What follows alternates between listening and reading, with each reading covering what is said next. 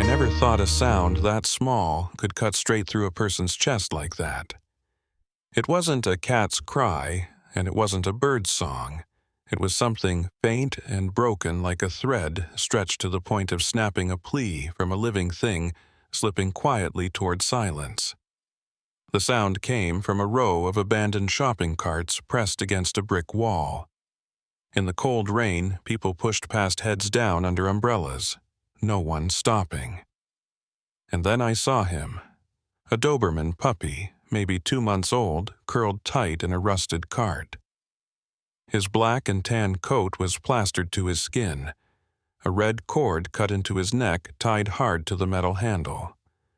On that handle, a piece of crumpled paper taped down red letters scrawled across it. "He's too wild." Those 3 words, stupid, cruel, heartless, slashed straight through me. I froze my hand gripping the empty grocery bag. Engine started. Someone whistled while loading a trunk. A young couple passed, glanced once and looked away as if they'd just seen a puddle of filth. The whole world seemed to have mastered the art of ignoring a cry for help. And me, a man who'd once dragged bodies out of burning homes, my knees were shaking. Not from fear, from rage, a cold kind that burns deep in the bone. Grace, my wife, stood beside me, clutching her raincoat to her chest, her face pale. "Evan, look at him. God, he's so small." Her voice trembled. I just nodded. The little boy, that's what I called him because he was far too young to carry a word as cold as dog, was trembling so hard the whole cart rattled. His ears were flat. His belly was swollen from hunger. Each time the rain hit, he flinched like he'd learned to expect the blow that always came after. He didn't bark. He didn't whimper. He just breathed shallow and quiet, his wet brown eyes fixed on nothing, the look of someone who's come to believe kindness no longer exists.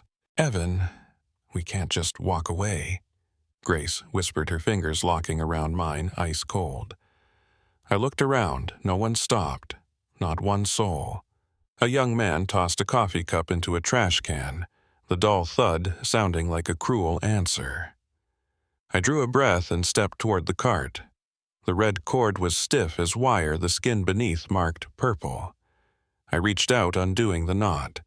He shivered, lifted his head toward me, those eyes cloudy from rain holding one fragile question. Will it be different this time I freed him? The smell of rust and mold rose despair mixed with breath. I took off my jacket and wrapped him inside. He was so light I could feel every frantic heartbeat under the damp fur.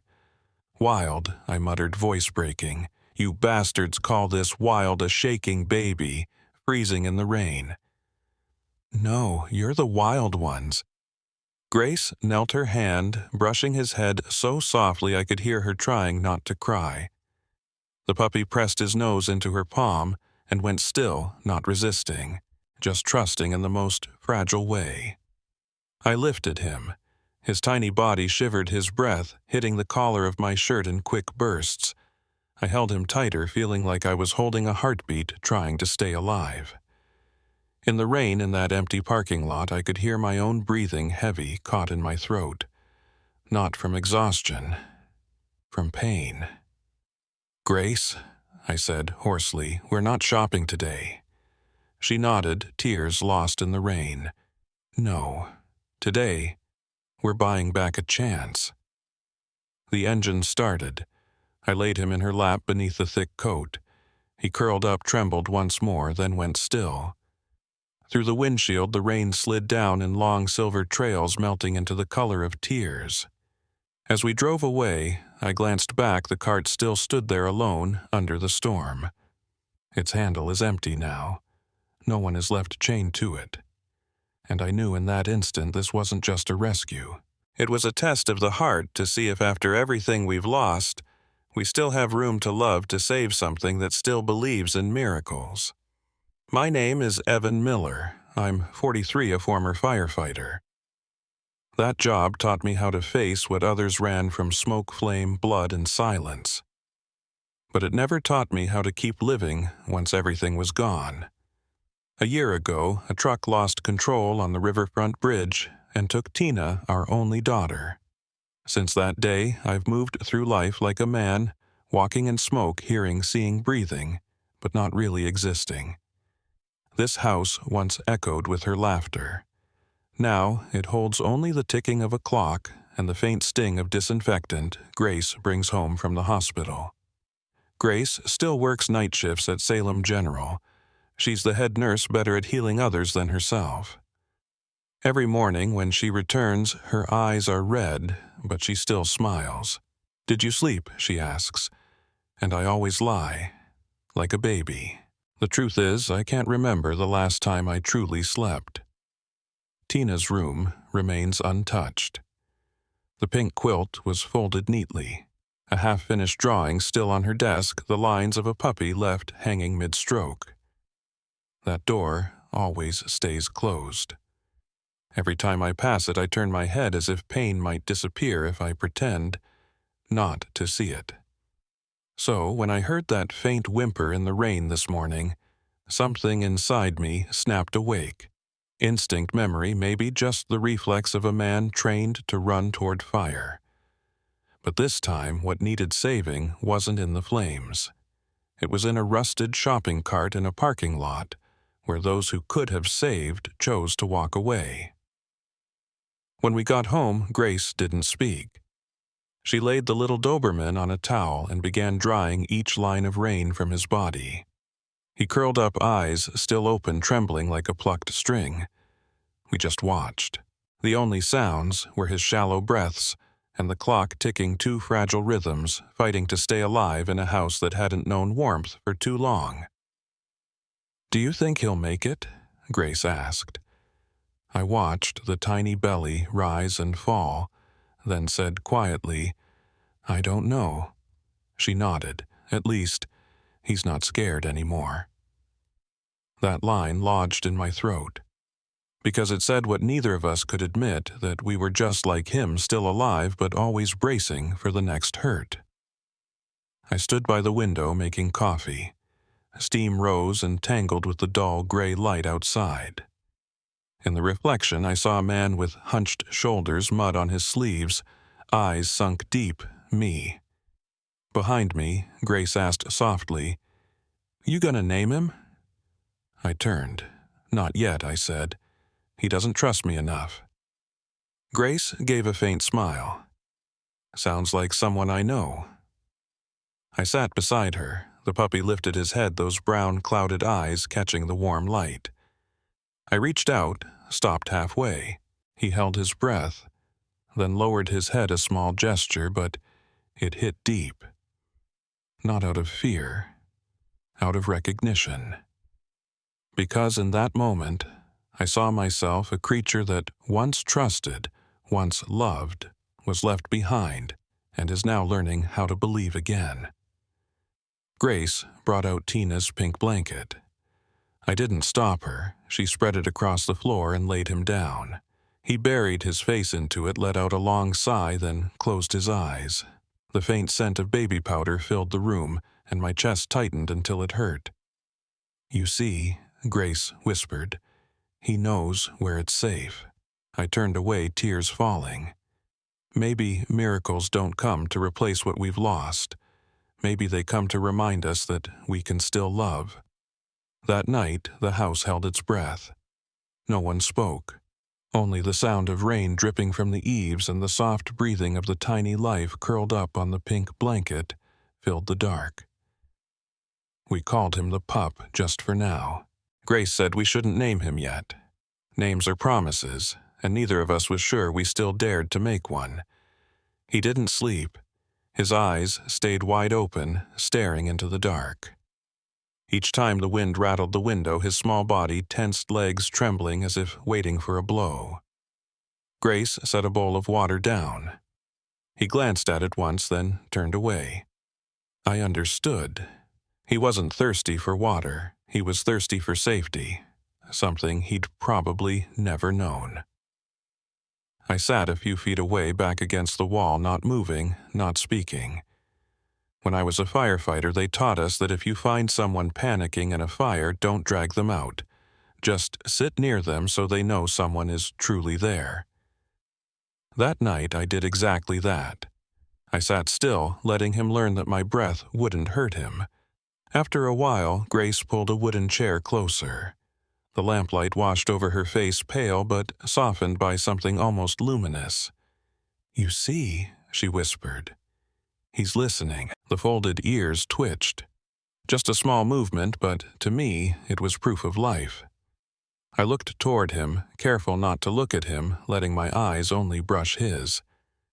The puppy blinked, then exhaled harder, like testing if the world would react. I spoke softly, almost under my breath. "No one's gonna hurt you again, kid.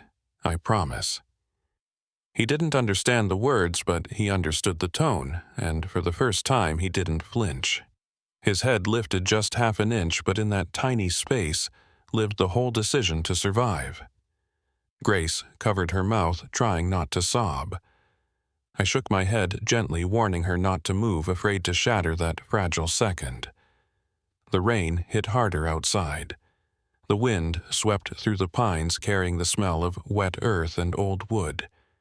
My heartbeat synced with his unsteady breathing, short, sharp, but real.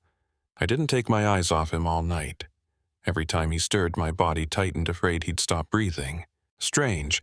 I thought how only hours ago I'd believed there was nothing left in me to care about. And now here I was, praying for every single breath of a creature I'd just met. Close to midnight, he lifted his head. Grace had dozed off in the chair.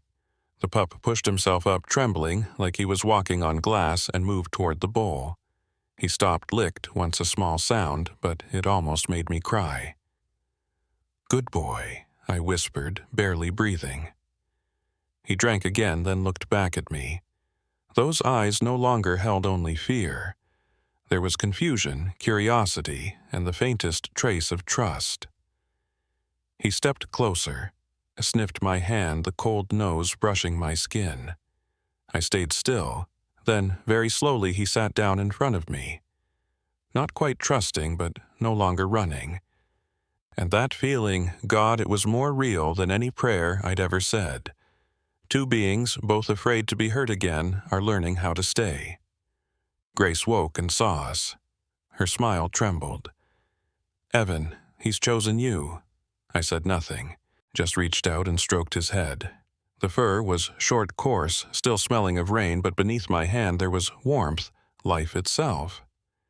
The little Doberman lifted his gaze and met mine. No fear, no hiding, just a steady look as if asking, "Do you really believe what you just promised?" I nodded, just once, and, outside, the rain stopped. In that house that had been silent for so long, something small came back to life. A quiet miracle awakened by the first touch of trust. I woke at 6 to the sound of ragged breathing beside the bed. The little Doberman, by then I'd started calling him Kid, was lying there curled up in the pink blanket, his eyes wide open but empty. When I moved, he flinched, pressing himself flat against the floor, like he was bracing for a hit. My chest tightened. No one learns that kind of reaction unless they've had to fear the sound of a human breath. I knelt and said softly, "It's okay, kid. I'm just getting ready for work." My voice made him pause. He looked at me for a few seconds, then burrowed deeper into the blanket. A tiny motion, but it felt like hearing an apology too quiet to speak. Grace woke later, poured coffee, and leaned against the doorway watching him. "We have to take him to the vet," she said. "You think he's strong enough?" I asked. "We have to try," she said. "He can't stay scared forever." We took him to Dr. Howard's clinic on the east side of Salem. The building was small paint peeling the air thick with disinfectant. When I lifted the kid out of the car, he started shaking so hard his claws scratched through my sleeve. I could hear his heartbeat fast, uneven, terrified.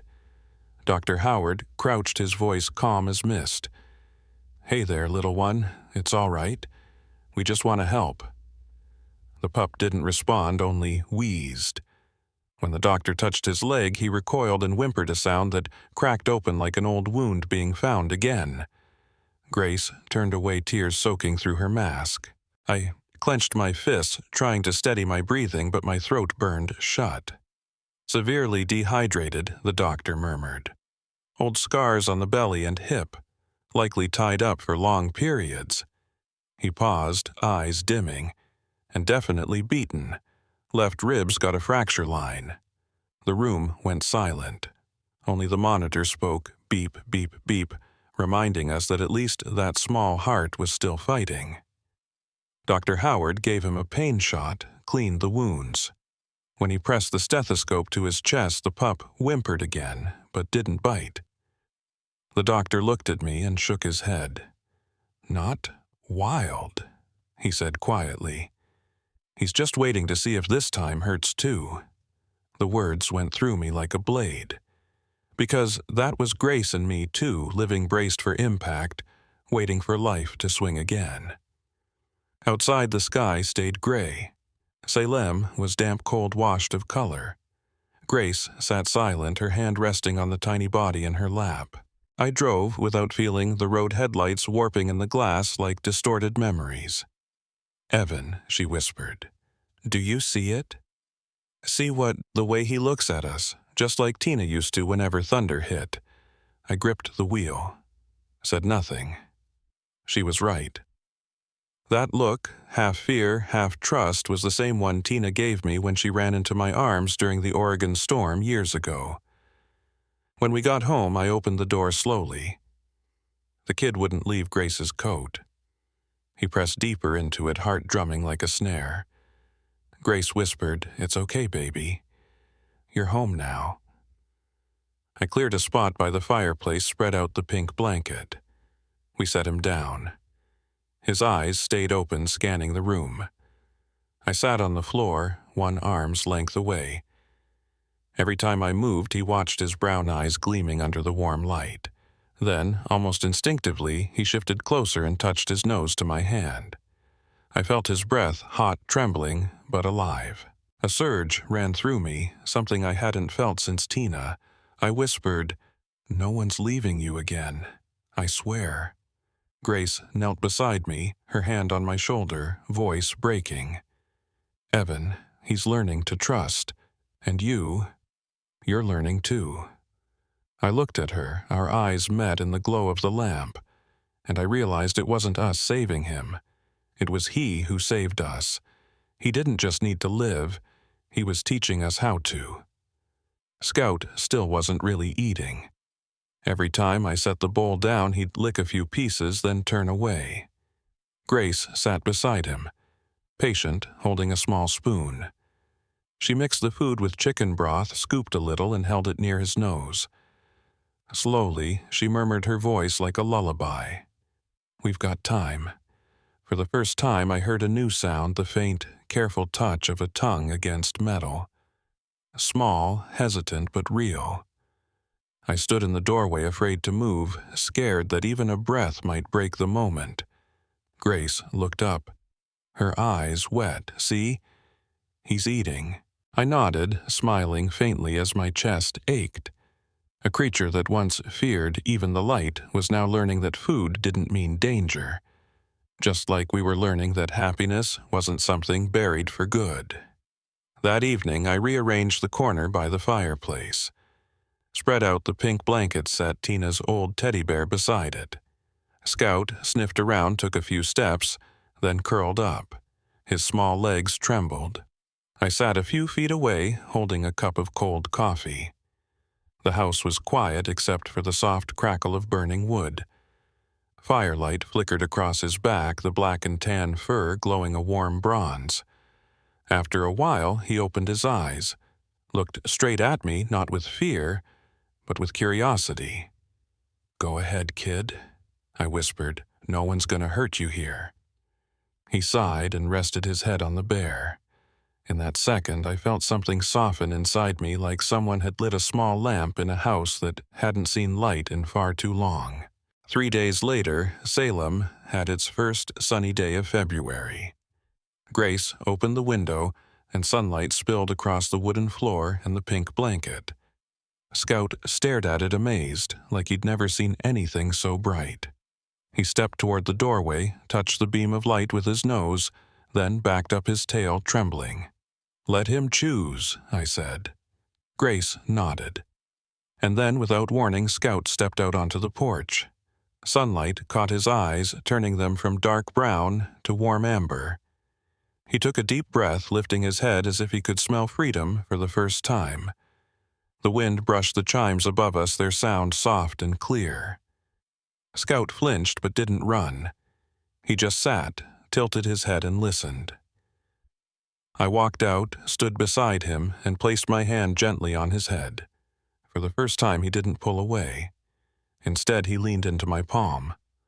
A simple movement, but to me it was a miracle. You see, Grace came outside smiling. He's starting to trust. I nodded, my voice rough. Maybe, so am I. From that day on, Scout followed us everywhere. He lay beside my chair each night, waited by the bathroom door, and barked softly when Grace came home from her night shift. Those barks were small, clumsy, like a child learning to speak. Shaky, awkward, but full of effort. One evening, I dropped a cup. The crash shattered through the quiet. Scout bolted into the corner, trembling. I knelt down, said nothing, just breathed steadily. A few minutes later, he crept out shaking and touched his nose to my hand as if apologizing or making sure I was still there. I stroked his back and whispered, "It's all right, kid. We're both learning." That night, he slept peacefully by the fire. I sat watching him and finally understood Scout wasn't just a life we'd saved. He was the part of our hearts we'd lost, now learning how to beat again. That afternoon, the wind howled hard enough to blow the back door open. The slam cracked like a gunshot against the wall. The cup in my hand slipped and shattered on the floor. Scout jolted upright. In an instant, the honey-colored calm in his eyes was gone, replaced by the wild, glassy terror of an animal cornered in its own cage. He whimpered and bolted to the corner fur, bristling claws scraping the wooden floor in panic. "Evan, don't move!" Grace shouted. I stopped. Scout was trembling violently, his back pressed to the wall neck, pulled tight as if bracing for a choke.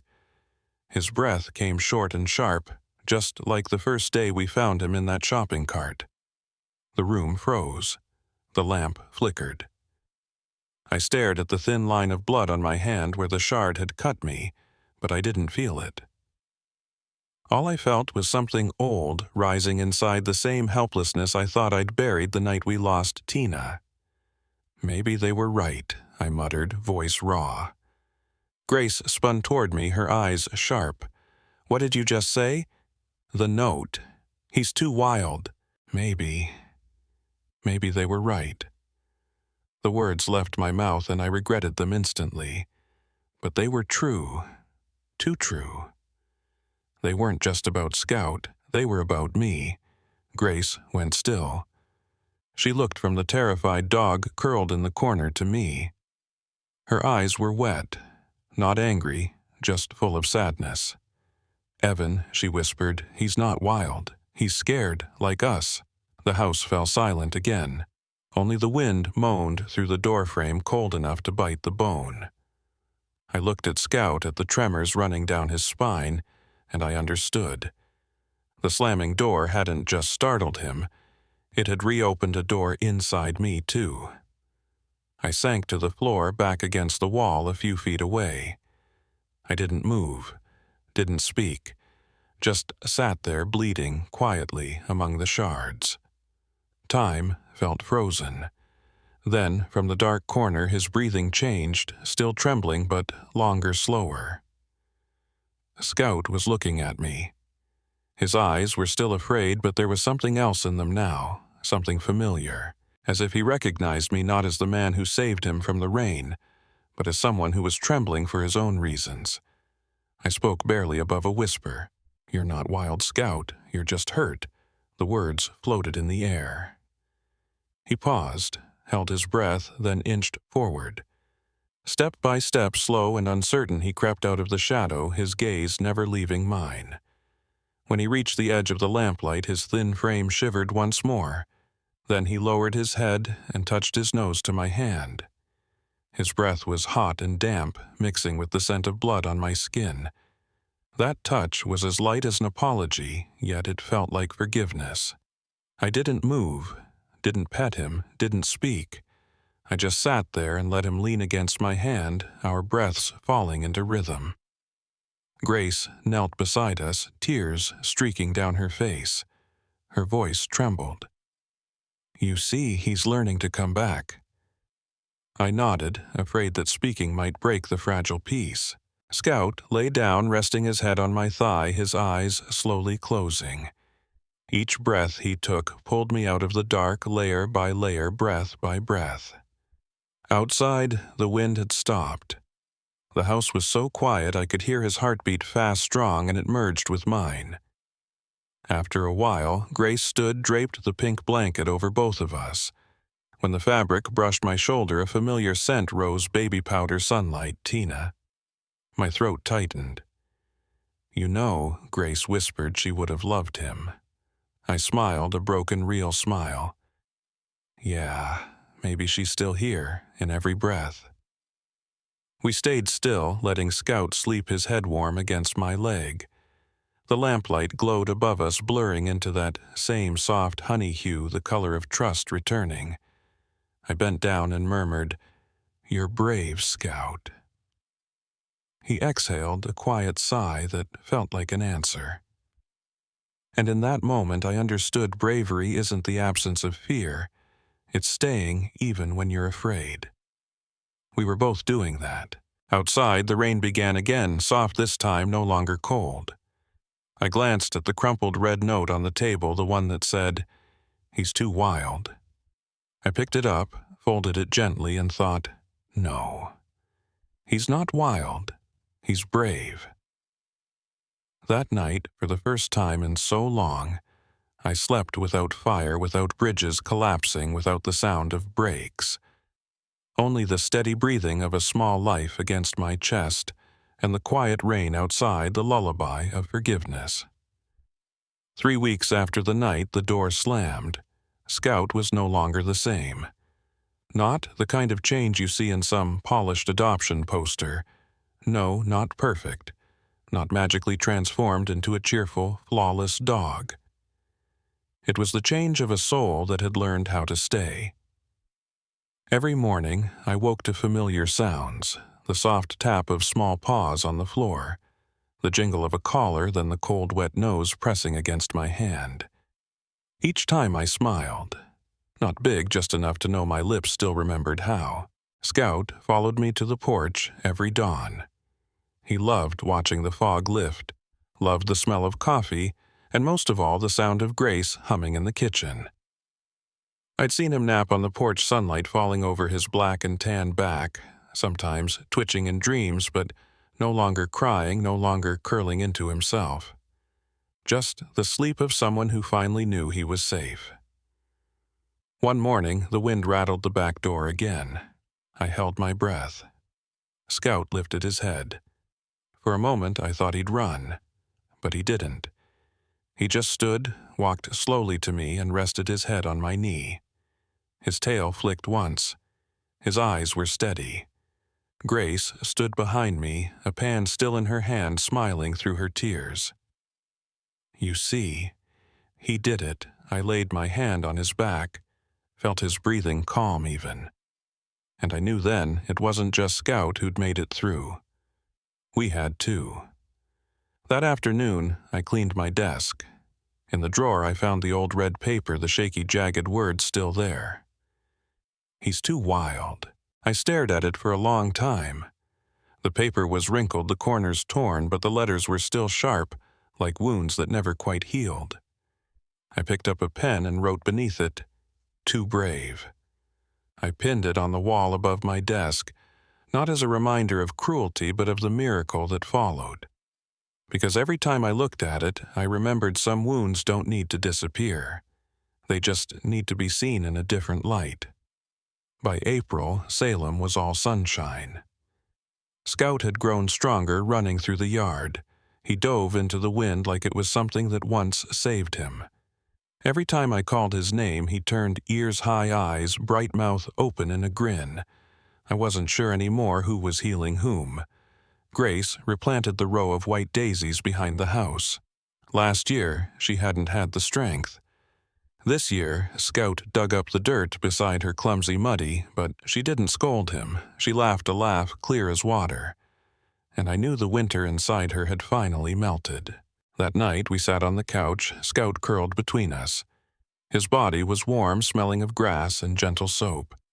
He yawned, stretched, then rested his head on Grace's laptail, thumping softly.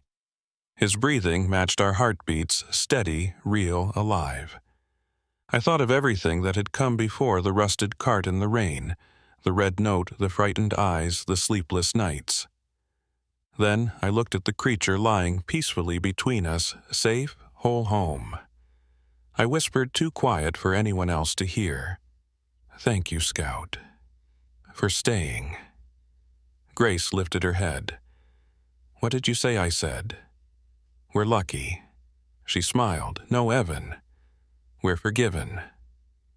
Later that night, I opened the porch door. The moonlight spread silver over the wet grass. Scout ran circles around the yard, then stopped to look at me, tail wagging, mouth open, eyes glowing. I called softly, "Scout, come home." He sprinted toward me, hard enough to knock me backward. We fell into the grass laughing, and in that moment I realized something simple. Something deep enough to choke me up. Salvation doesn't come from miracles. It comes from the courage to stay when everyone else walks away. If you're watching this story and feel your heart dip for a second, remember this. No living soul is truly wild just because it's scared. We all carry invisible scars, and sometimes all we need is someone willing to sit beside us quietly and not leave. So, if you see a stray dog, a trembling creature on the street, don't turn away. Kneel down, reach out, let it know you exist. Because maybe in that moment you won't just save it. You might save yourself. Join our Brave Paws family. Be the voice for those small hearts that cannot speak. Because love, when shared, can rewrite everything, even the stories we once thought had ended.